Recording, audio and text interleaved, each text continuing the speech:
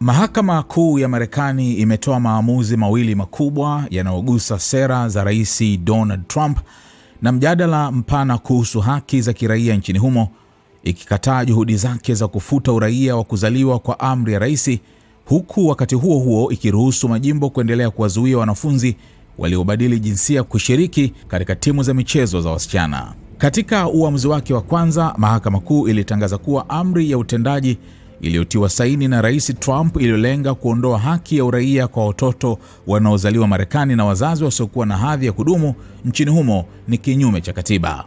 Mahakama ilisisitiza kuwa marekebisho ya 14 ya katiba ya Marekani yanaendelea kutoa uraia kwa kila mtoto anayezaliwa ndani ya mipaka ya Marekani bila kujali hadhi ya uhamiaji ya wazazi wake.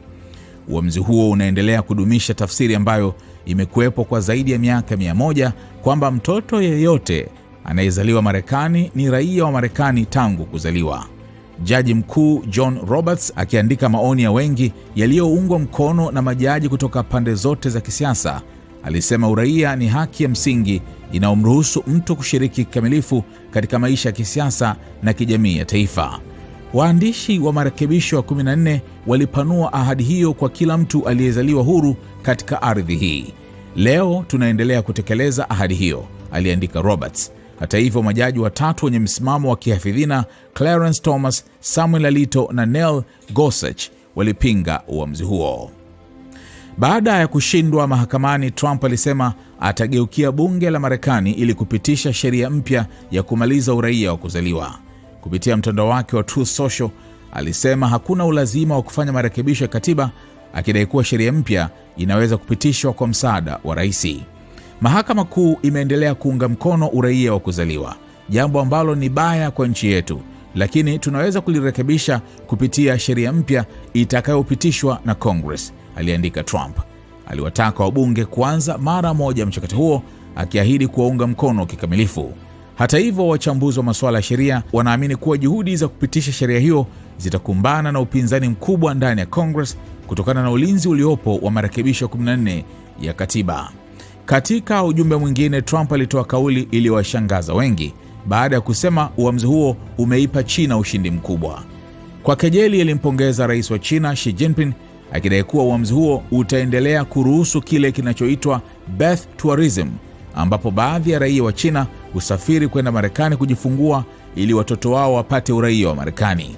Kwa muda mrefu, utawala wa Trump umekuwa ukidai kuwa baadhi ya safari hizo zinaweza kuwa na athari za kiusalama kutokana na madai ya uhusiano kati ya baadhi ya wahusika wa chama cha kikomunisti cha China, madai ambayo yameendelea kuwa ya mjadala mkubwa wa kisiasa. Katika uamuzi mwingine muhimu uliotolewa siku hiyo hiyo, Mahakama Kuu iliamua kuwa majimbo yana mamlaka ya kuwazuia wanafunzi waliobadilisha jinsia kushiriki katika timu za michezo za wasichana. Majaji 6 waliunga mkono sheria hizo, huku 3 wakipinga, na hivyo kutoa ushindi mwingine kwa majimbo yenye sera za kihafidhina. Maamuzi hayo yanahusu moja kwa moja sheria zilizopitishwa katika majimbo ya West Virginia na Idaho, lakini yana athari kwa zaidi ya majimbo 27 ambayo tayari yana sheria zinazofanana. Majimbo hayo yamekuwa yakisema kuwa hatua hiyo inalenga kulinda usawa na haki kwa wanamichezo wa kike waliozaliwa wakiwa wanawake. Judge Brett Kavanaugh alisema mabunge ya majimbo pamoja na taasisi za elimu ndio yenye uwezo mkubwa zaidi wa kutathmini ushahidi wa kisayansi na wa kitabibu kuhusu swala hilo. Mabunge na shule zina nafasi bora zaidi ya kutathmini hoja za kitabibu na kisayansi na kuweka mipaka inayofaa kwa mujibu wa katiba, aliandika Kavanaugh. Uamuzi huo umeelezwa kuwa pigo kubwa kwa harakati za kutetea haki za watu wa LGBTQ nchini Marekani. Katika miaka hivi karibuni, Mahakama Kuu imeendelea kutoa maamuzi yanayounga mkono sera za kihafidhina kuhusu masuala ya watu waliobadilisha jinsia. Mwaka uliopita iliruhusu majimbo kupiga marufuku baadhi ya huduma za kitabibu kwa watoto waliobadili jinsia, ikiwemo matumizi ya dawa za kuchelewesha balehe na tiba za hormone. Baadaye pia iliruhusu utawala wa Trump kuzuia watu waliobadili jinsia kuhudumu katika jeshi la Marekani na kuruhusu pasipoti za Marekani kuonesha jinsia ya mtu aliyopewa wakati wa kuzaliwa badala ya utambulisho wake wa sasa.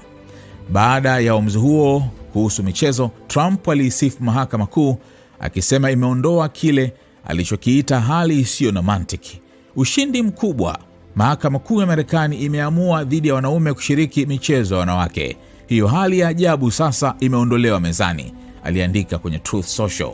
Ikulu ya White House pia ilichapisha picha ya Trump kwenye mtandao wa X ikiwa na ujumbe unaosema No Men in Women's Sports, ikionyesha kuunga mkono kikamilifu uamuzi huo.